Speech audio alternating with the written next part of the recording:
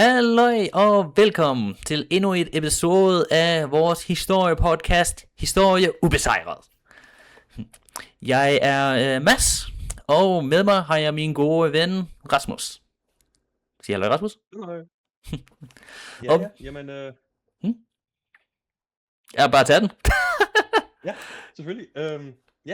Jamen, i dag så skal vi snakke omkring korsridder. Specifikt så skal vi snakke omkring de forskellige ordner, der er omkring korsridderne. Men jeg vil lige starte ud med at sige, Mads, Jo, ved du hvad en korsridder er? jamen jeg har da en idé i hvert fald. Ja. Jamen, hvad er din idé omkring det så? Okay, så min idé om en korsridder, det vil så være en ridder fra middelalderen, som har taget til den, hvad kan man sige, den opgave at kæmpe for, hvad kan man sige, sådan korstogsidealet, hvilket vil være enten at beskytte pilgrimme, der vil nå til Helliglandet, til sådan beskytte Helliglandet, eller generobre Helliglandet, eller muligvis sådan sprede den kristne tro ved hjælp af sådan krig eller andre sådan militære midler. Ja, jamen det tror jeg også, det vil den almindelige person også forstå, når man mener omkring, hvad korstoget er og korstogsridder. Men der er lidt mere omkring det. Fordi korstogsridder, de er ikke bare, de her lægpersoner, som kommer fra forskellige lande og så samler sig sammen for at bekæmpe, ja, hvad det skal nu være af hedene og fjender. Det er egentlig, hellige, altså teologiske hellige ordner, hvor de har som mål at skulle opfylde en af de mange forskellige værdier, som katolisme eller de andre kristne troer ligesom har i deres bøger og andre skrifter og hvad det skal være. Så dem vi snakker omkring, det er de militære. Men der er også nogle af de her, som vi vil kalde hospitalordner. Og der er de fokus på at være velgørenhed, i stedet for egentlig, disciplin og hvad det er med magt og sådan noget. Men lige for at starte ud, hvad er en korstogsridder? Det er en ridder, som har taget på korstog. Det giver sig selv selvfølgelig. Men det er ikke kun riddere, det er faktisk alle personer, som har et sæt af evner, der kan være en del af en orden. Det er ikke kun for dem, som er noble, altså som er adelige. Men for at starte ud med at sige, hvor er det egentlig, de kommer fra? De opstår som en rigtig identitet eller eksistens efter godt cirka 1900, altså midten af det 10. århundrede, hvor at de ligesom bliver skabt for at modstå de her normaner, som prøver at komme ind og overtage territorier i forskellige dele af Europa. Men de kommer også som en respons imod det her muslimske erobring af det hellige land i Mellemøsten, som vi kalder som Jerusalem og Antioch og hvad det skulle ellers være af de her meget historiske og fastbundne nationer til katolisme og kristenheden som i helhed. Rent geografisk vil det jo være omkring sådan Palæstina og Syrien-ish. Ja, det er omkring, ja. Men det er også dele af Egypten, det er også dele af Tunesien, og med Tripoli. Det er egentlig hele, grænsen omkring med Nordafrika, hvor de her ordner, de opstår som en modeffekt mod det her respons, der kommer fra, muslimerne, i at de erobrer, fordi de føler, at de har, ja, selvfølgelig rettigheden til det. Men det er noget helt andet. Men de opstår som respons til det her i godt starten af 1100-tallet, hvor alle de her forskellige ordner, de bliver skabt direkte i Jerusalem efter den første korstogskrig, hvor de ligesom siger, okay, vi har egentlig fået Jerusalem nu skal vi så holde fast på det. Hvordan gør vi det? Det er alle de her forskellige riddere, der kommer og siger det, og så spørger paven, hvad gør vi? Og paven siger så selvfølgelig, jamen, hvad hvis vi laver nogle ordner, hvis arbejde det er at fokusere på forskellige ting, for at vi kan vedligeholde os selv nede i det her, og ikke oplever, at muslimerne tager det tilbage fra os. Og det er jo der, alle de her korstogsriddere egentlig kommer fra.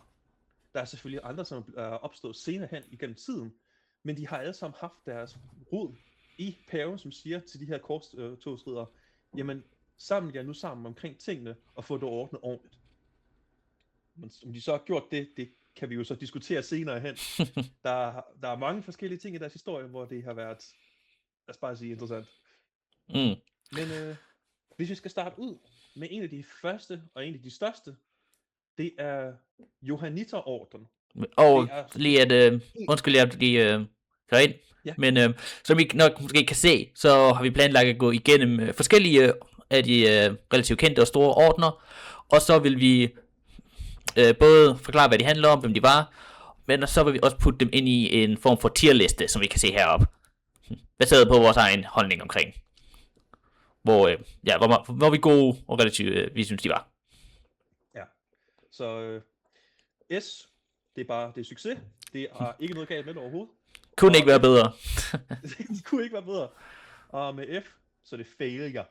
Det er sådan det værste af det værste. Ja, det har ikke rigtig sådan levet op til de idealer, som de startede ud med. Mm. Men hvis vi starter med Johanniterordren, nu håber jeg siger det rigtigt, det er en af de første ordner, som er blevet egentlig skabt sammen med de andre store, som vi snakker omkring senere. Men det havde sine rødder direkte i at være, egentlig nogle lægemand, der hjælper de almene folk med deres helbred og hvad det skulle være med velgørenhed. De var til at starte ud med egentlig bare folk, der arbejdede på hospitaler. Efter et par årtier, så begyndte de så også at hyre nogle rigtige militærpersoner, altså riddere og hvad det skulle være, til at beskytte deres arbejdsområder, fordi de mange gange oplevede, at der kom folk og enten smed dem ud af deres hospitaler og ødelagde det, eller også dræbte dem. Så de startede ud med meget gode rødder, blev lidt med militær, men de holdt stadig fast med at gøre deres bedste for at hjælpe alle de katolske, eller de kristne, folk der var i Middeløsten. Men omkring, 1291, så kommer de desværre ikke ud sådan, til at blive i Mellemøsten længere, fordi at Jerusalem og Akko, de falder. Og det var de to steder, de startede ud med at have hovedkvarter, altså der, hvor deres store ridderborg egentlig var til at starte med. Og det mistede de, så de er nødt til at finde et andet sted, hvor de kan flygte hen. Og til at starte ud med, så finder de ud af, at okay, vi skal være i forholdsvis nærheden af det område, hvor vi egentlig skal arbejde fra. Så vi kommer hen og arbejder på Cypern. Og det går faktisk også meget godt. I et par godt 2 århundreder. Så flytter de så over til Rhodes og Malta, og igen, det fungerer. Men efter 1500-tallet, så falder Malta, og så har de ikke rigtig noget sted egentlig at være. De kommer tilbage igen til Malta på et tidspunkt, men de flytter lidt rundt over det hele. Og der kommer også et splid på et tidspunkt med det protestantiske, fordi til at starte ud med, så var de katolske. Men efter reformationen, så ser vi rigtig meget uenighed omkring, hvad det egentlig skal gøre nu, fordi et korstogene er over. Vi har ikke rigtig den store katolske kirke længere som på den måde, som det har været førhen. Reformationen og oplysningstiden er godt i sving. De ved ikke præcis, hvad deres mission egentlig længere er, fordi det hellige land er ikke længere katolsk eller kristent overhovedet. Det er muslimsk nu, fordi det er under osmanerne. Så de har ikke rigtig noget at gøre længere. Så de flytter rundt rigtig meget og splitter sig op.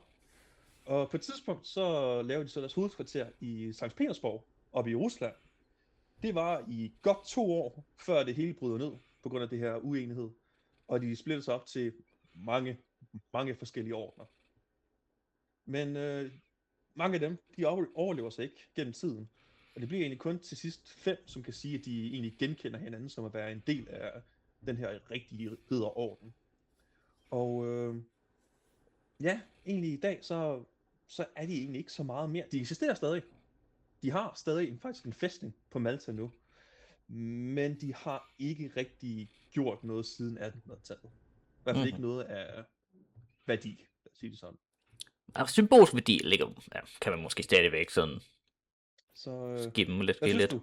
Lyder de som, de måske har nogenlunde oplevet eller klaret deres mission, eller er det lidt... Altså, man kan sige, at deres mission endte jo med at sådan gradvist blive ved med at skulle sådan overleve i nederlag-agtigt. Sådan lidt sådan lød det som om.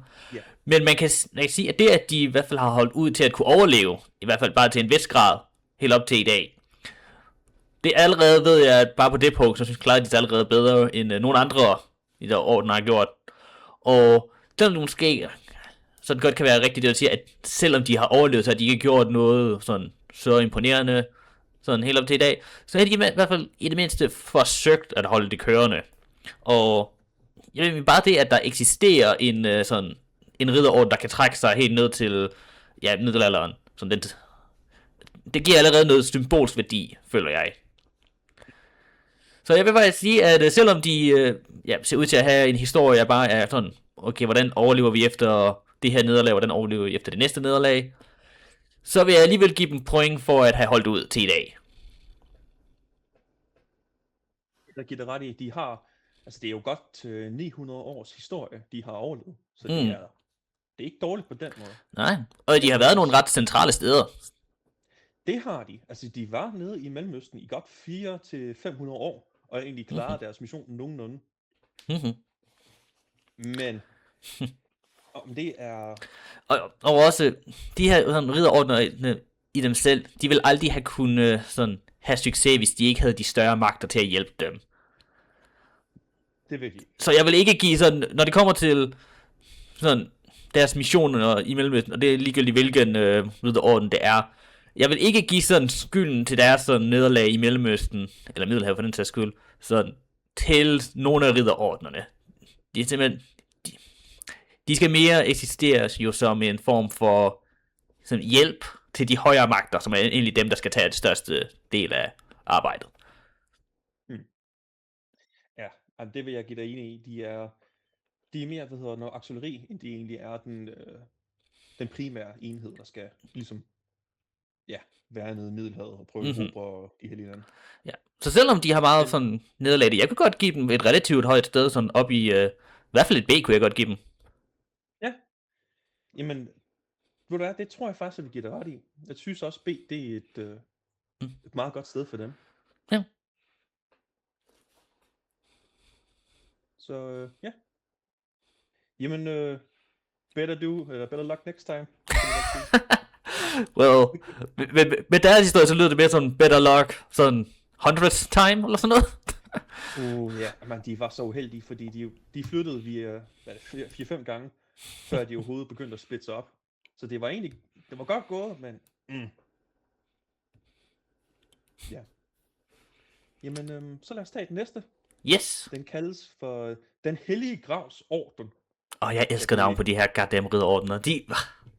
Hvorfor laver vi ikke sådan nogle navne længere på ting? Det er egentlig et godt spørgsmål. Ærligt talt, navne nu om dagen til ting, de bliver sgu så kedelige i forhold til fortiden. Jamen, det bliver de. Men der må jeg så også sige, mange af de her ordner, de bruger fandme også de samme navne igen og igen. De er ikke så kreative. Okay, fair nok så. Jamen, hvis du søgte efter, hvor mange ordner, som kalder sig selv Sankt Jørgens et eller andet, du ser en vis, hundredvis af dem. Altså, det er så meget. Ved du hvad, det er sgu ikke engang en unik ting til sådan... Det er sådan alle sådan adelige ting, de elsker jo det der med at bruge sådan genbruge ting, fordi at for at få noget, det er sådan at legitimere dem ved at vi genbruger noget, som var fantastisk på et eller andet tidspunkt, så genbruger man navnet nu. Det er derfor, at vi har, jeg ved ikke engang, hvor mange kong Ludvig, der har været, eller Louis, der har været i Frankrig, og at vi bliver ved med at bruge sådan Christian og Frederik af i Danmark, hvilket er en tradition, jeg faktisk ikke er en fan af her i Danmark. Og så videre. Det er jo, ja. Det er fordi, der bliver jo puttet sådan noget symbolik på nogle navne, og styrke og magt, når det kommer til stykket. Men nok omkring det. Yes. Hvis vi snakker omkring den hellige ordren, eller den hellige gravs ordren, så er det egentlig det er lidt en sjov orden, fordi det er ikke på den samme måde, som de andre er. De andre, de er meget selvstændige.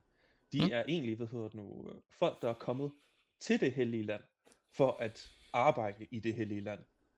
Hvor at den her orden, den er egentlig direkte under paven. Altså han har stort set magtpositionen på toppen af det, hvor han så tildeler en biskop at være, ordenmester.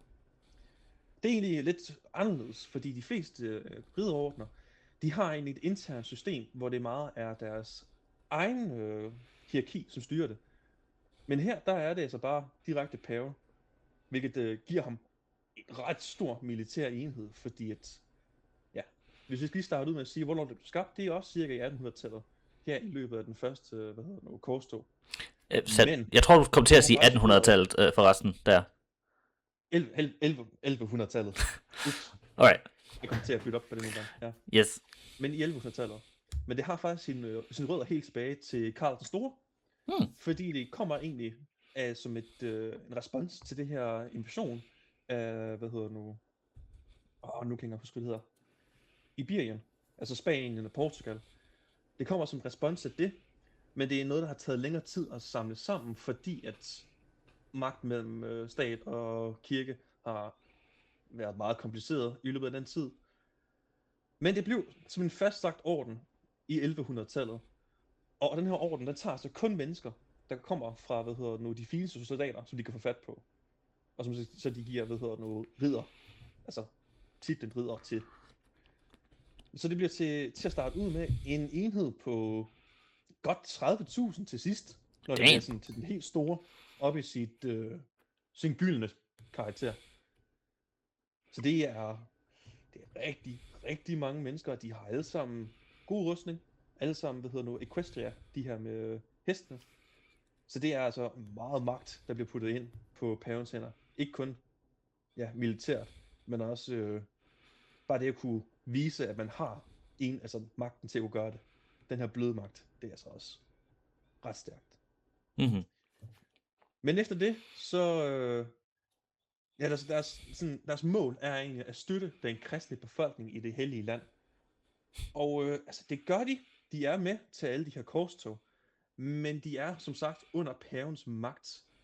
Så de er ikke rigtig altid nede i selve det hellige land for at beskytte folk. De er mange gange oppe i Italien også. Og det må være ærligt at sige, der er nogle teologiske magter, som ikke er særlig glade for. Så den ortodokse kristne, patriarken, han skaber faktisk en ordre, der hedder stort set det samme, gør det samme, og egentlig har den samme struktur. Altså, de er under ham. Så det er lidt sjovt at se, at det blev skabt for at egentlig skabe stabilitet i Mellemøsten, skaber så også ustabilitet op i de andre kristne, fordi de jo ikke er så glade for, at der er en, der har så meget magt. Men tilbage til dem, altså det er deres historie. Det er, de følger stort set den samme kanon, som de fleste korsridere de har, når det kommer til Mellemøsten. De prøver, de fejler, og de kommer ikke så langt med det, som de egentlig skulle have gjort. Og så da det bliver til, med reformationen og protestantisme i kristendommen, så har de egentlig mistet stort set alle deres ridder. Der er ikke så meget fysisk magt længere tilbage. Det er egentlig kun den her titelmagt, altså den bløde magt, der er tilbage, og som så også bliver uddelt til de forskellige biskopper, der er under paven. Og der sker ikke så meget efter det egentlig. Fordi godt i 1500-tallet, så er de jo stort set magtløse. Og det bliver de ved med helt op til i dag. For de eksisterer stadig som en orden, men der er ikke rigtig nogen ridder på den måde overhovedet. Det er bare titler, der er blevet delt ned i de forskellige rang. Så. Ikke død, men ikke rigtig i liv heller. Så hvad synes du omkring det? Jamen ærligt jeg tror ikke, at jeg vil være lige så sød ved dem, som jeg var ved den tidligere orden. Det må jeg alligevel indrømme. Fordi altså, det at de formår at komme helt op på, hvad var det, du sagde, 30.000 på et tidspunkt, sådan i deres sådan helt store. 30.000 ridder. Ja, altså det gør jo så også, at det er jo meget imponerende, det lyder meget imponerende, men det gør så også, at man så bliver nødt til at forvente mere af det. Ja. Og ja, altså, så det er altså missioner imellem, det er jo, gik jo ikke i sidste ende, og ligesom før, så vil jeg ikke give dem skylden for, at det ikke endte med at fungere i Mellemøsten, men det, at det ikke endte med at fungere, skal vi alligevel, noget vi er nødt til at tage med. Og når de går helt op på 30.000 riddere, så kan man alligevel forvente bare lidt. Og det, at de så på et tidspunkt, det lyder som om næsten, at de bare sådan lidt fungerede som sådan pavens private hær-agtige nærmest på et tidspunkt i Italien.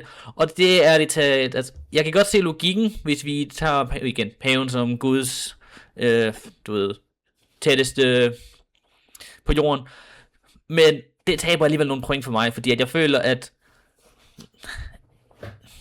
sådan en ridderorden skal jo mere sådan eksistere for at beskytte sådan idealet, og ikke sådan være en persons sådan private sådan, her. Og også, det kan jo ske, at paven er jo er måske nogle gange lidt korrupt, og ikke nødvendigvis den bedste, der har fået den titel. Men det er så en anden snak.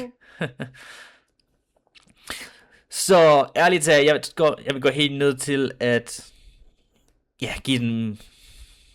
Jeg ved hvad, jeg tænkte på D, men jeg faktisk ville være okay på at putte dem på E, hvis jeg skal være helt ærlig. Det skal bedre, end jeg vil have givet dem. Vil du have givet den helt til F? Ja, det vil jeg faktisk næsten. Altså, så skal de alligevel gøre sådan noget som det 4. korstog. De var ikke med på den, går ud fra. Lad os bare sige, at de har været med til alle dem, de kunne. Hvis de også var med i det 4. korstog til angrebet på Konstantinopel, så vil jeg være villig til at give det et F. Men ellers så synes jeg, at EF er. Ja, men heldigvis, de var ikke med til det 4., men de har været med til de første 3. Så det... Alright. Ja. Jamen, så lad os gå ned til den næste, og måske også den mest berømte. Fordi det er Tempelridderen. Det er den ordre, som er måske mest berømt i hele verden. Som nok de fleste kender. Jeg kan da i hvert fald sige, at vi kender dem også her på Danmark. Vi har haft en hel tv-serie med dem. Så det... Jeg tror, du mener sådan en filmserie. Ja, altså både filmserie og så også tv-serie. Der er masser omkring. Det kan godt være, at vi refererer til 2 forskellige ting. For jeg kan huske en filmserie, hvor der var sådan 2 film, tror jeg. Måske 3. Men, Så der var en filmserie også, der hvor de fandt, Arken, og så også, det hedder Tempelriddernes Skat eller sådan noget. Ja, og så Jesus Kristus Kop, hvilket allerede det, at det bliver sat op mod Tempelridderne, at de har bare de religier. Jamen selvfølgelig har de det. Det siger jo rigtig meget omkring vores syn på dem allerede nu. Men hvis vi skal starte ud med, hvornår de blev skabt, det er også i 1800 eller ikke 1800, 1100. Hvorfor vil du så gerne til 1800-tallet? Jeg ved ikke, hvorfor jeg kommer til at sige det hele tiden. Men det blev grundlagt i 1118.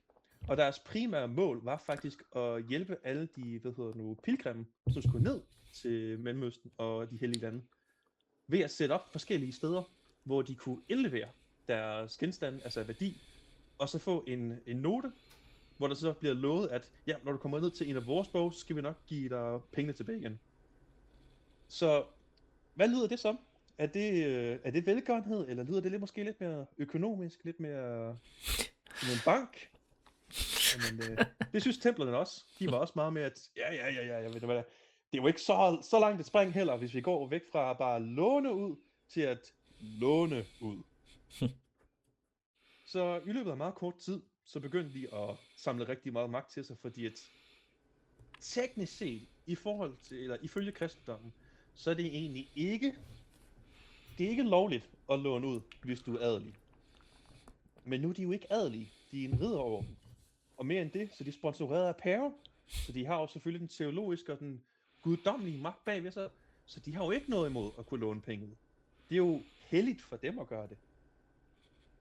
Jeg tænker på, det kan du måske snuse ud, det er de adelige ikke så glade for. Ja. Men det kommer jo sådan til, at de lever i godt 200 år, lidt under faktisk, før de helt dør ud. Og deres uddødelse er måske den mest interessante pointe, fordi at først så blev det udløjet af paven i godt 1312. Og før det, i 1307, der bliver de brændt på pælen af den franske konge, fordi han gider ikke betale sin lån tilbage. Og hvis du kan se nu, det at de ikke kan få lånene tilbage, det var der måske en meget stor grund til det, fordi de lånte så mange penge ud til alle mulige konger i Europa. Og de havde borge over det hele i Middelhavet. Det var der rigtig mange, der var de uenige med. Så de skulle måske have været lidt mere pragmatiske omkring deres udlånelse, fordi at Men de dør ud i godt 1319, fordi alle de her, ordner og borgere, hvad de havde, de bliver taget af de forskellige kongedømmer, for eksempel Portugal og Spanien, og bliver egentlig til sidst absorberet af de andre europæiske institutioner, der egentlig er tilbage og som er villige til at tage dem med. Men der er jo en grund til, at vi stadig husker alle de her tempelriddere, og det er fordi, der var så mange rygter omkring dem. De havde det blev i hvert fald sagt, at de havde mange af de forskellige vigtige religier i deres, deres gemme. At det blev ligesom sendt afsted, efter deres orden begyndte at falde. Både det her med, at de havde arken, og de fandt den under, Jerusalem. De havde, spydet, der dræbte Jesus. De havde hans kop. De havde hans blod. De havde også hans, det her er måske lidt en sjov en, hans forhud. Ja, den bliver sådan fundet på et tidspunkt. Jeg skal bare sige, det er måske ikke Jesus' forhud, men det er stadig et helligt religie. Men de har alle de her mange guddommelige gensager gemt væk, eller det vil sige i hvert fald, at de har gemt dem væk. Den synsvinkel, den har vi ligesom vedligeholdt, fordi det er alt sammen omkring med, at tempelriddernes skatte, hvor er det nu henne? Vi ser det for eksempel i National Treasure. Der er det så selvfølgelig ikke tempelridderne direkte, men den her tro omkring, at de forskellige ordner, de gemmer deres værdier væk, den er altså meget stærk, og den stammer direkte fra tempelridder. Så hvad synes du omkring det? Lyder det som, de måske har opfyldt deres mission med at være velgørende og beskytte alle de fattige pilgrimme, som gerne vil ned til det hellige land? Ja, altså, når det kommer til tempelridderordenen, jeg er sikker på, at den startede ud, så levede den meget op til dens idealer og var meget sådan effektiv i deres første sådan års eksistens. Men som mange andre sådan ting, så endte den jo med gradvist at blive lidt mere sådan korrupt, fokuseret på penge og sådan gradvist væk fra deres sådan idealer. Så jeg kan sige, at deres fulde navn er De fattige kammerater soldater af Kristus og templet Solomon. Ja, okay.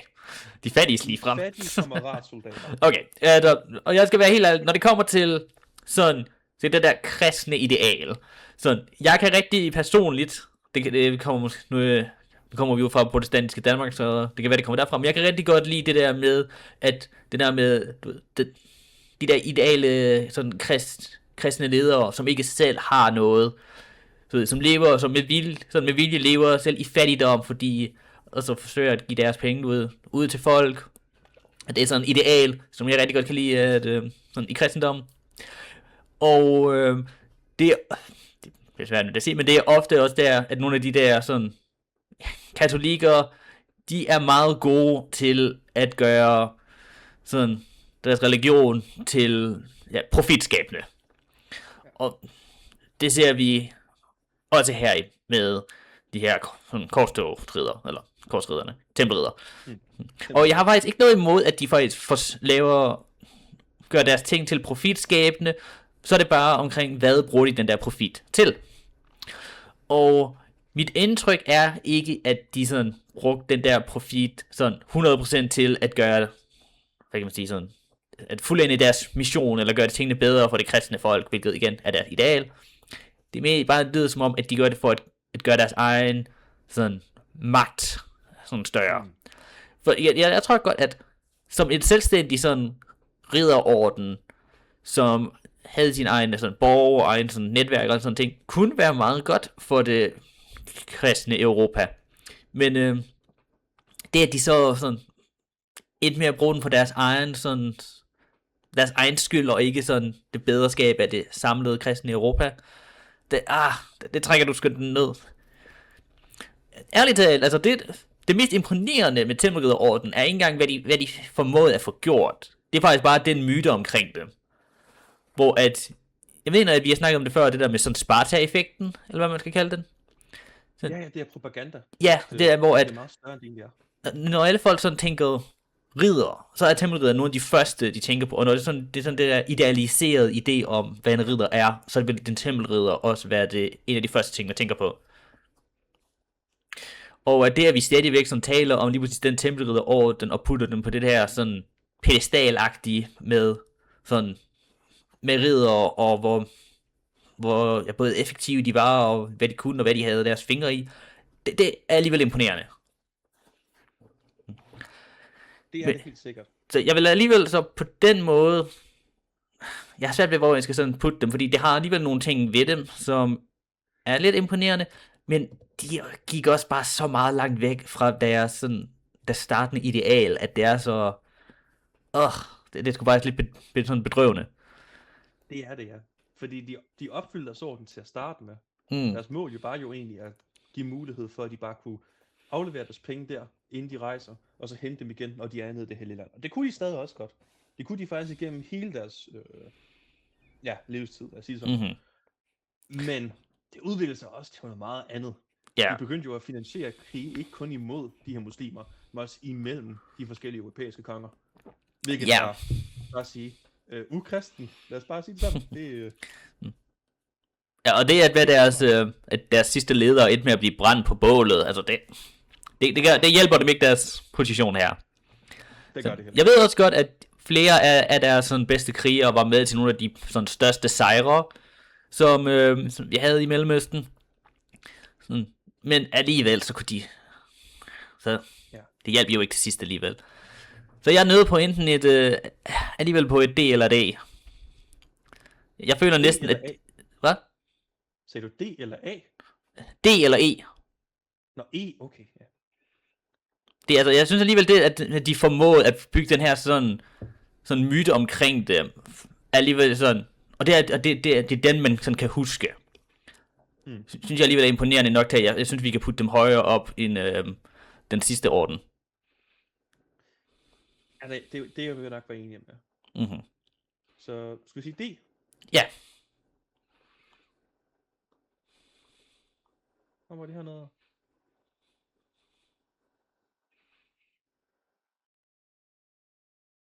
Ja. Så vi er godt halvvejs igennem det. Yes. Så lad os tage den næste, hvilket er, Sankt Lazarus ordren. Det er egentlig et spændende nok orden, fordi det er en udførelse af den allerede eksisterende johanniterne. For den opstår her i 1130, ligesom sådan en forlængelse mod at bekæmpe og kurere det her spedalskhed. Nå, nu er det så vigtigt at så vide, eller forklare, hvad spedalskhed er. Men jeg vil lige starte ud med at sige, Mads, ved du, hvad spedalskhed er? Når jeg tænker sådan over spedalskhed, så tænker jeg, at det er en form for sådan handicap. Man kan godt kalde det handicap. Det er meget sådan lavpraktisk. Det er en bakteriel virus, som inficerer kroppen og får den til at lige så stille og rådne, imens du er i live. Det er meget, lad os bare sige, meget grusom sygdom, fordi du kan ikke føle, at du rådner. Du kan bare mærke, at du bliver sværere og sværere, og dine lemmer begynder at visne, og huden falder af. Det er meget, meget grotesk. Altså det er måske en af de værste sygdomme, du kan få i middelalderen, fordi der er ikke nogen kur. Det eneste, du kan gøre, det er at putte dem ud i grænserne af resten af landet, og så bare sige, ja, men du må bare leve, som du må leve. Og det er det. Du kan ikke rigtig gøre noget for dem overhovedet. Og der var også den her skræk med, at det kan blive spredt, fordi at de havde omkring det her med humor, og hvad det skal være, med at ting bliver spredt igennem luften med det her miasma. Så man var rigtig bange for, at de ligesom kunne komme og så sådan inficere byer, bare ved at sprede sig, altså ved at gå rundt. Så de blev alle sammen isoleret, og ja, egentlig bare holdt tilbage til, hvor de egentlig skulle være. Men Lazarus-ordren vil gerne prøve at finde ud af, hvad vi egentlig kunne gøre for at bekæmpe det. Fordi spedalskhed var noget, der også ramte alle. Altså det var ikke kun bønder og hvad det skal være. Det var egentlig alle mulige. Så nu ved jeg ikke, om du har hørt omkring den her meget berømte konge fra Jerusalem, som egentlig hedder, Baldric. Ja, ham kan jeg godt, ja. Aldrig. Jeg synes rigtigt. Har du hørt om ham? Jeg har hørt om ham, ja. Det har du ikke? Jo, jeg har hørt om ham. Og du har hørt om... Okay, jeg får slet ikke hørt noget fra... Okay. Jamen, så har du også hørt omkring, at han også var spedalsk. Det er jo... Ja, det er ham, de ofte viser med den der sådan... hvad kan man sige, sådan... hjelm, som dækker hele hans hoved. Ja, den her maske. Ja. Den var altså også meget berømt. Altså, det er jo... Hvis du har set Kingdom in Heaven, eller Kingdom of Heaven, så ved du, hvem han er.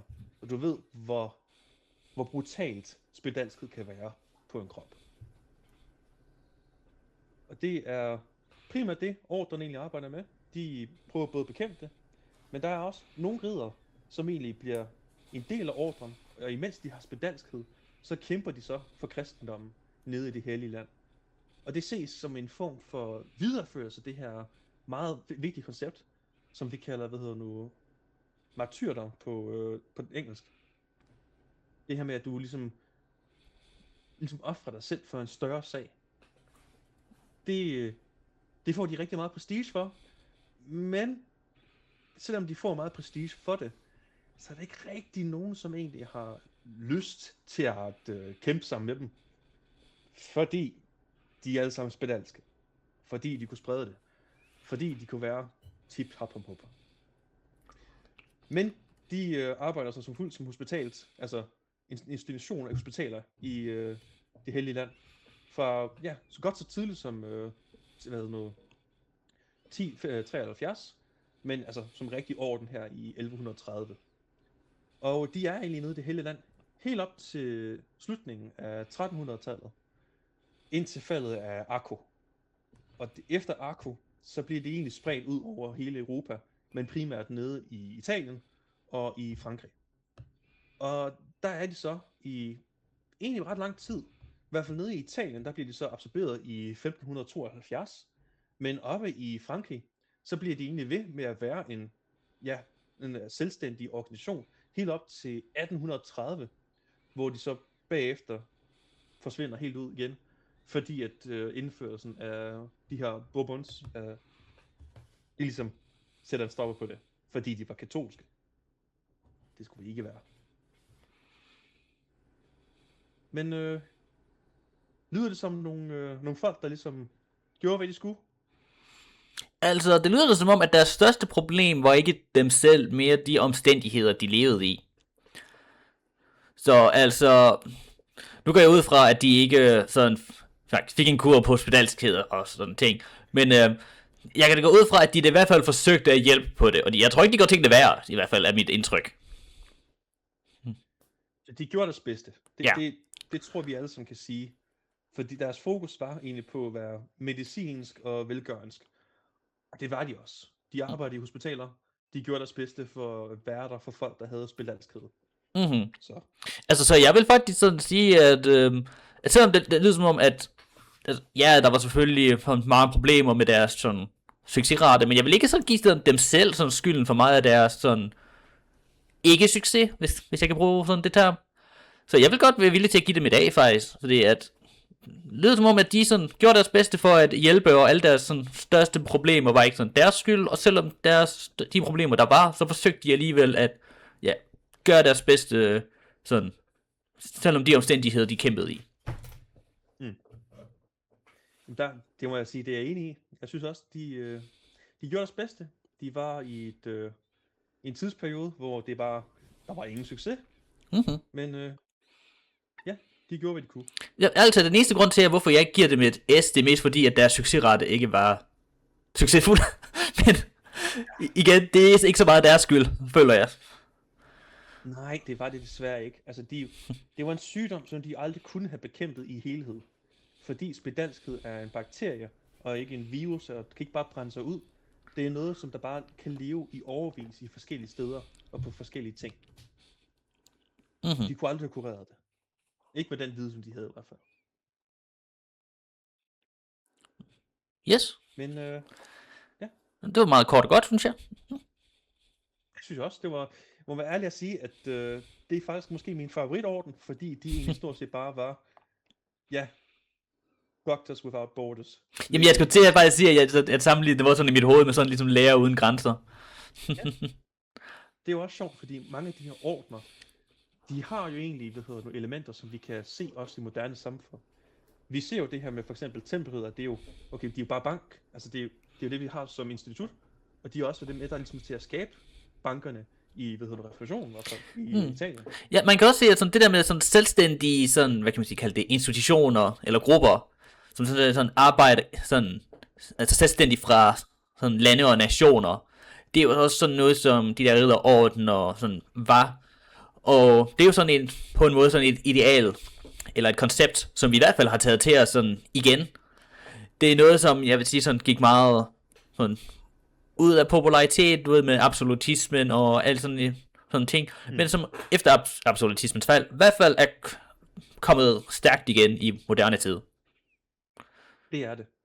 Man kan også godt se de her ordner som også en genførelse af den private, eller ikke den private, men den, professionelle her. Fordi deres fokus var egentlig at være ridder, typisk. Så det er også, det er spændende, hvordan tingene bare kommer igen, eller forsvinder. Og hvordan det reflekterer den sådan samtidig, at det er i. Ja. Så, hvordan det her var jo sådan set ridderordner, selvom at, for eksempel dem du lige har talt om, det var jo mere, de ville jo sådan være tættere på, sådan i dag for sådan læger, og sådan, altså medicinfolk, selvom at det var en ridderorden, og når man tænker sådan ridderordner i den mest sådan normale forstand, så tænker man jo igen, en stor kriger med et sværd, der løber mod fjenden, måske på en hest. Ja, altså det er jo typisk enten så er de magtfulde krigere, eller også så er de tumper, som ikke kan finde ud af, hvordan man lejer en borg. Tumper lige frem. Okay. Ja. Men de er nogle tumper. Der er jo alle de her korstog, der er så meget, man kan diskutere omkring det. Ja. På et tidspunkt, så burde vi lave sådan en diskussion omkring korstogene, en succes eller ej, og så gå igennem det.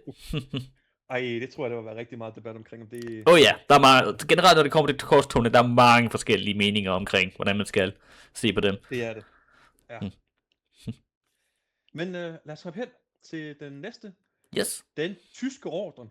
Også kaldet de Teutonic Knights på engelsk, fordi at vi bare på dansk, vi kalder dem bare den tyske orden. Det er nok den, jeg har personligt hørt mest om, når det kommer til sådan historie. Mest fordi, at den er jo sådan... Ja, altså, den var jo i gang sådan lige i nabolaget, og at vi her i Danmark, vi samarbejdede jo også med den i nogle krig. Helt sikkert, altså... Hvis man har overhovedet nogen anelse omkring bare lidt historie, så ved man jo allerede med det samme, at den tyske orden blev til den preussiske stat, og den preussiske stat blev til Tyskland som helhed. Så allerede der, så... Det vil jeg ikke se som et nødvendigvis sådan et plus for dem, når det kommer til sådan ridderordner.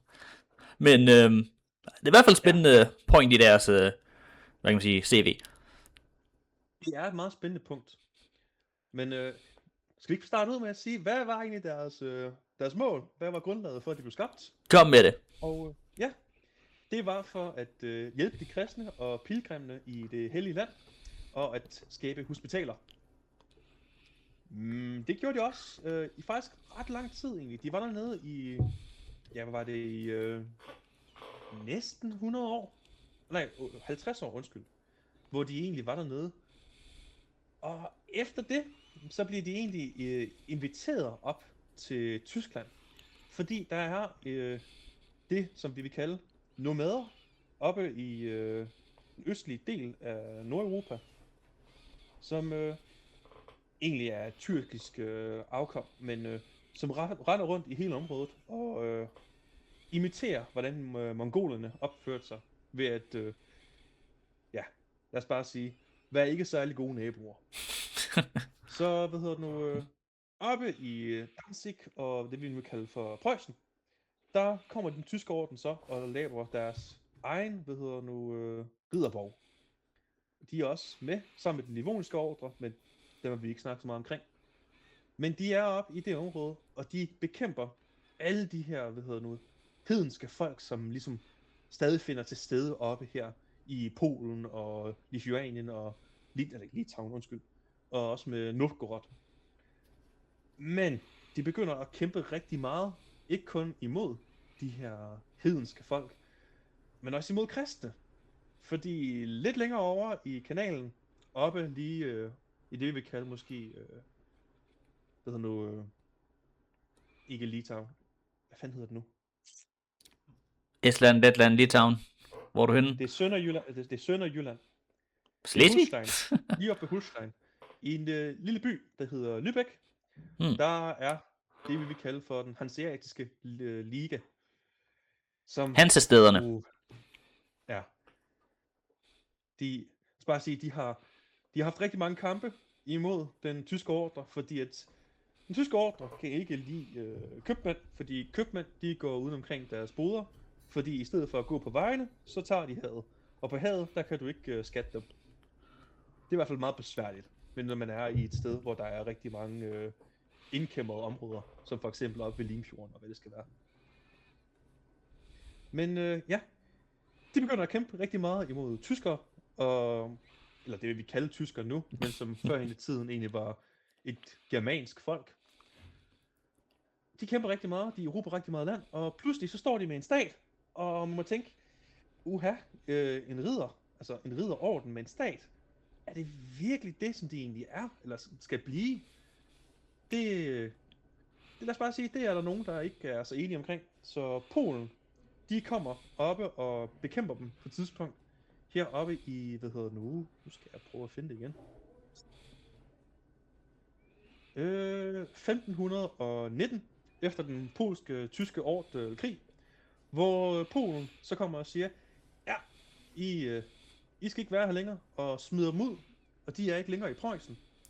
Men alle de her idealer, de har skabt, alle den her omkring krigskæmpelse og militarisme, som de har sat i gang, har jo så sat rødder i det område, og det skaber så den preussiske konfederation. Men det, igen, det er ikke den tyske orden, så det vil vi ikke kæmpe så meget, eller snakke så meget omkring. Men den tyske orden, efter deres nederlag med Polen, har egentlig mistet kontrol omkring alle deres land, alle deres administrerede områder, og er egentlig mere sådan bare en teologisk orden, i stedet for en militær orden, som de startede med. Og de bliver der også 100% kun teologiske, altså fokus på det guddommelige, i stedet for det reelle. I cirka 1809, da ordren ligesom har ikke mere land tilbage, andet end det, de bliver givet. Så de eksisterer stadig i dag, men de er mere en orden af munker, i stedet for riddere.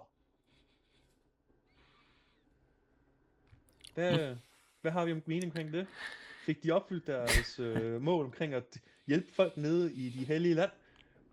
Jamen altså lige den teutonske orden, eller den tyske orden, hvad man nu vil kalde den. Jeg kan altid bare kalde den teutonske orden, for jeg synes det lyder coolere. Men, det er nemmere at forstå, ja. Ja, og altså den er jo interessant, fordi de går jo sådan set gradvist væk fra deres ideal, sådan lidt ligesom mange af de andre sådan ridderordener gør. Men hvor den teutonske orden sådan lidt skiller sig ud, det er simpelthen, de går væk fra deres sådan ideal, så formår de på en eller anden måde stadigvæk at have sådan succes på en måde.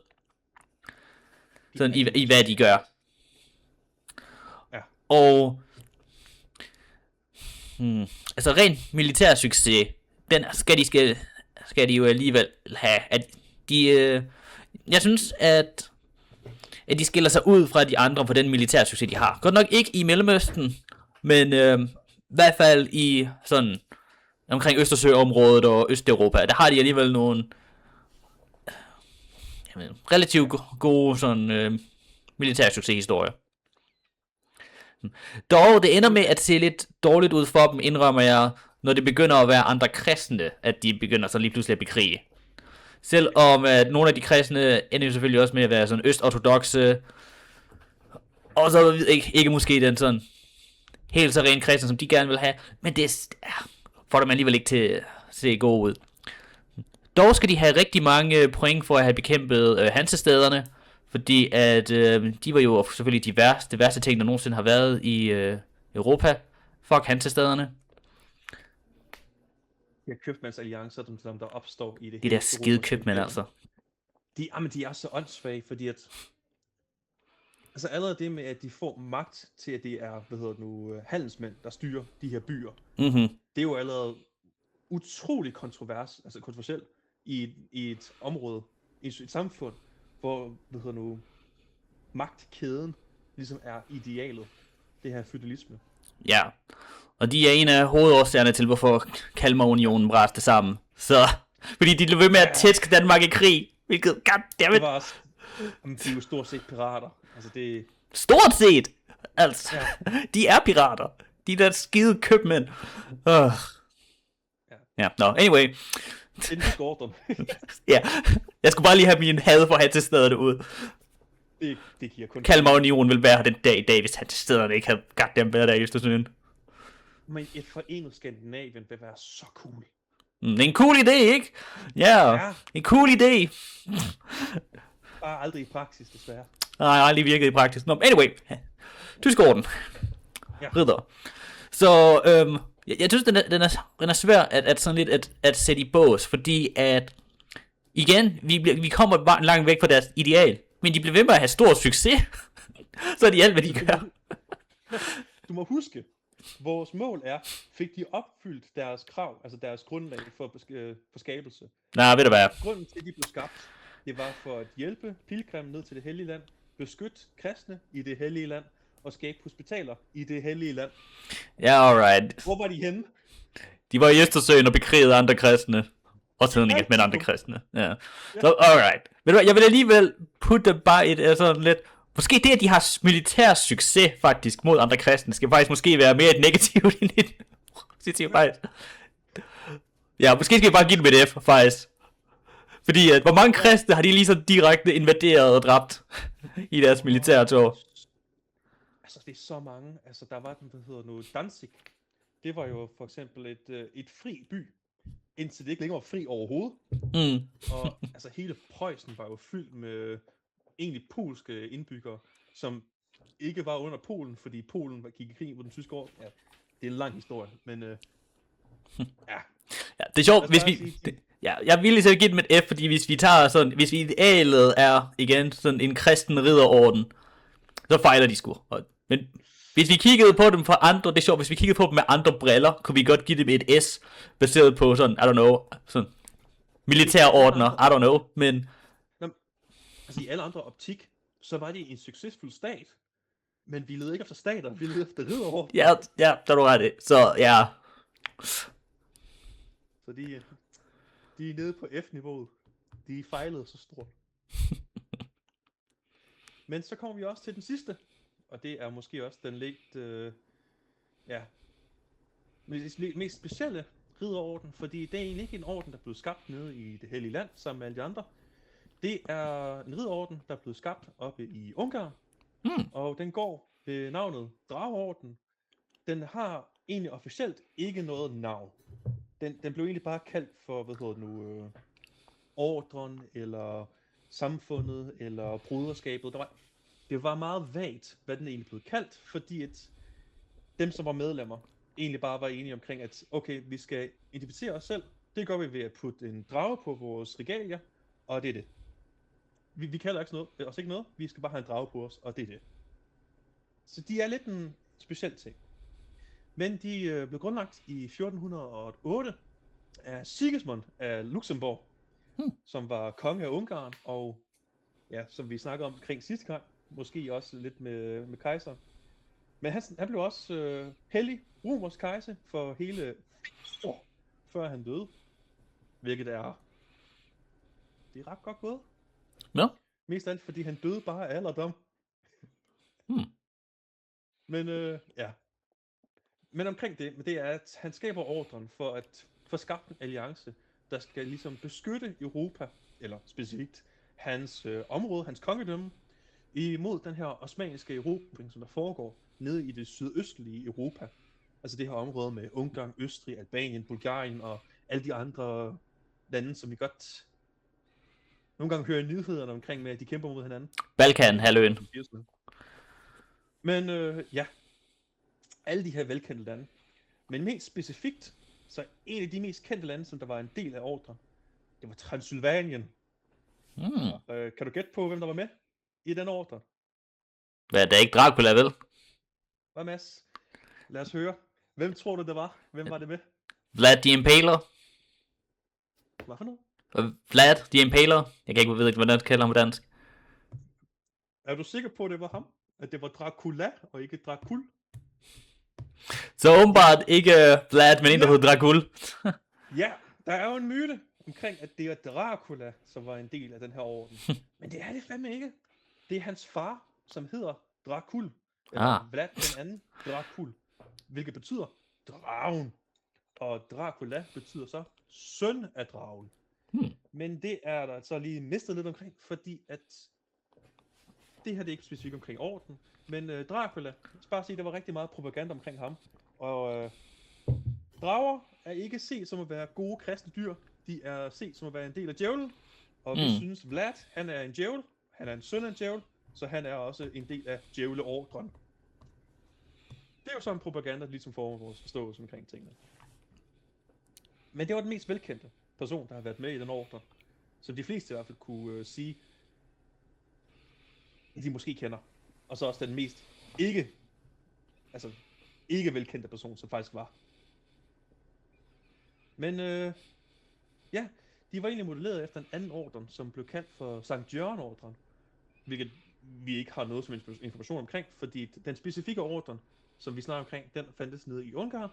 Og det eneste vi har, der egentlig sådan taler om deres mission, det var omkring det her med et dokument, der hedder Statuetterne, som egentlig indeholder alle de her sådan mål og hvad de skulle være. Men der er 12 forskellige ridderordner, som hedder Sankt Jørgens Orden. Så der er nok noget måske, der kunne relateres til den ordre nede i Ungarn, men det er simpelthen bare forsvundet med tiden, fordi at det er bare sådan midlerne var. Mange ting, de forsvandt bare. Men tilbage til den drageordren, det er, at de er modelleret som selv efter det. Altså de prøvede ligesom at følge, at ridderordner skulle være nogen, der ligesom beskytter den rigtig kristne orden. Det gjorde de også. Og de var også meget populære nede i de områder, hvor de arbejdede. De var faktisk med til at popularisere det, som vi kalder en Ouroboros. Altså en drage eller en slange, som æder sin egen hale. Det er egentlig der, hvor det kommer fra, og den almindelige forståelse, så er blevet spredt ud.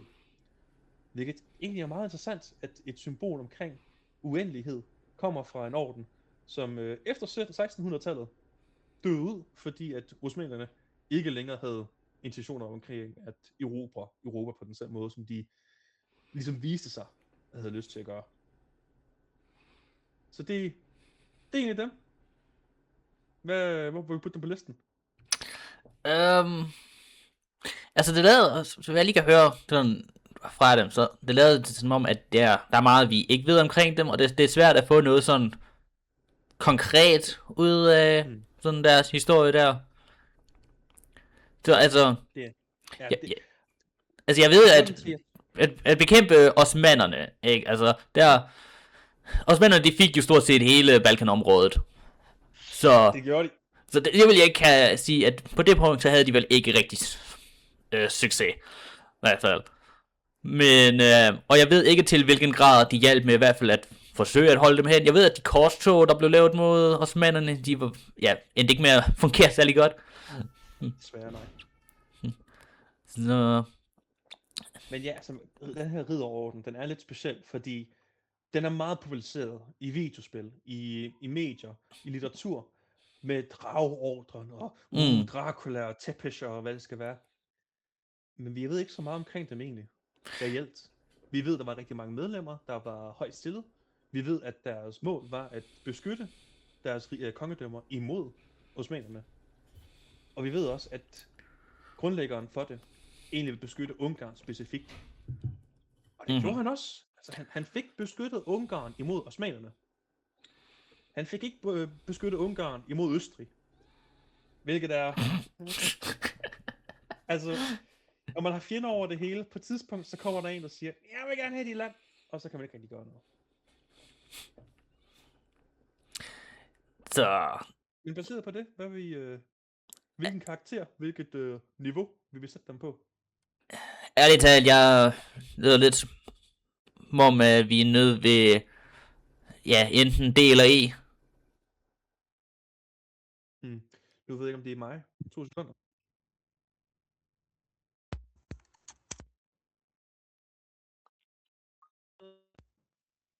Har du styr på det? Det var bare mine høretelefoner, der hopper af. Måske skulle du skaffe dig nogle bedre høretelefoner. Det tænker jeg også, jeg skal. Nå, men altså... Det kan måske være, at du synes, det er lidt uretfærdigt, men jeg er altså nede på enten et D eller E. Men... Men igen, som sagt, at det lyder som om, at der er meget sådan... Der er meget konkret, vi ikke ved om dem, så det er svært at give dem en reel karakter, der virkelig sådan... reflekterer dem ordentligt. Ja, jeg har det fint nok med E. Altså bare fordi de har et medlem, der hedder Dracula, det er cool, men så er det heller ikke mere end det. Det er ikke Dracula, det er Dracul. Ja, alright, Dracul. Det var egentlig derfor, jeg primært vil snakke omkring det. Fordi de er så populære i fiktion. På grund af, Dracula. Altså den her gamle bog omkring den første vampyr. Som ikke engang var den første vampyr, men det er heller også helt andet. Det var egentlig bare det. Men nu vi snakker omkring de her forskellige ridderordner. Er der en af dem, som du synes kunne være meget interessant at være en del af? Ærligt talt, jeg tror, jeg vil sige, at jeg gad godt være en del af den første, vi snakkede om, den der kom på B. Fordi at, det er den eneste, der faktisk overlevede. Nej, altså, se. Både den tyske ordren, og den hellige gravsordren, og Johannritterne. Eller Johannitterne, undskyld. De var jo alle sammen nogen, der overlevede. Jeg vil ikke sige, at den teutoniske orden, altså det blev til Preussen, at det at sige, at den overlevede, det Så teknisk set, så findes orden stadig. De giver stadig titler ud. Til virkelig. Tyske, ja. Men det er måske nok Johannitterne, som egentlig har mest relevans. Men hvis jeg selv skulle vælge, så jeg må være ærlig at sige, det må nok være Sankt Lazarus orden, altså den her med spedalskhed, hvor jeg mest har lyst til at være. Virkelig. Selvom at jeg ikke har lyst til at få spedalskhed. Jeg er bare bekymret for, at min dagligdag vil ikke være særlig god. Altså jeg kæmper for et godt formål af det der, men dagligdagen vil ikke være... Ej, det er vel, altså du kommer... Som sagt, spedalskhed er grusomt. Og det rådner dine lemmer. Og en af dine lemmer, det er dine kønsorganer. Så bare at sige det sådan. Men ja, det var det, jeg havde. Ja, det var cool. Det var sjovt at lige gå igennem nogle af de forskellige ridderordner. Ja. Og så tror jeg, at det var det. Tak fordi I lyttede med. Og inden vi siger helt farvel, så skal vi da lige komme med det næste emne til næste gang. Wow, det lød mærkeligt. Kom med emnet til næste gang. Og det er jo så mig, der vælger det. Og jeg tænker, at vi skal tage op spørgsmålet. Sådan, var det muligt for Skandinavien at være en stormagt på længere sigt? Ikke var det muligt for Skandinavien at blive til en stormagt. Var det muligt for Skandinavien at være en stormagt på længere sigt? Ja, altså det må jeg jo sige nationalisme nu. Ja. Nationalisme nu. Ja, selvfølgelig var det det. Ja. Men hvis bare det havde gået sådan rigtigt, så ved Skandinavien, der har overtaget verden. Det ved en hver. Selvfølgelig. Danmark vil have erobret alle. Viking power. Nå. Yes. Men det bliver det, vi snakker om næste gang. Og ja, vi ses til den tid. Hej.